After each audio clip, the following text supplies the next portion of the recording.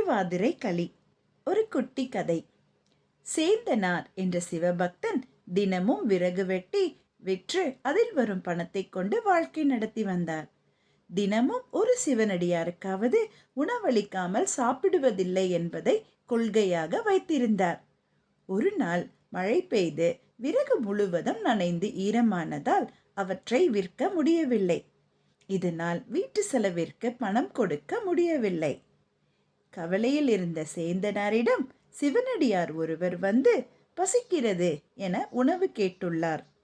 வீட்டில் எந்த பொருட்களும் இல்லாத நிலையில் சேந்தனாரின் மனைவி அரிசி மாவு, வெல்லம் சேர்த்து களியும் அதோடு எஞ்சி இருந்த 7 காய்கறிகளையும் சேர்த்து கூட்டு ஒன்று சமைத்து சிவனடியாருக்கு படைத்தார். மறுநாள் அந்த ஊர் கோவில் அர்ச்சகர் பூஜைக்காக கோவிலை திறந்தபோது அங்கு களி, காய்கறி கூட்டு சிதறி கிடப்பதைக் கண்டு ஆச்சரியமடைந்தார். சேந்தனாரின் பக்தியை சோதிக்க சிவபெருமானே அடியாராக வந்ததையும் புரிந்து கொண்டார். சேந்தனாரிடம் சிவபெருமான் இந்த திருவிளையாடலை நிகழ்த்திய தினமும் இந்த மார்கழி திருவாதிரை அன்றுதான். இதன் நினைவாகவே இந்த நாளில் சிவபெருமானுக்கு திருவாதிரை களி செய்து படைக்கும் வழக்கம் வந்தது. வாழ்க வளமுடன்.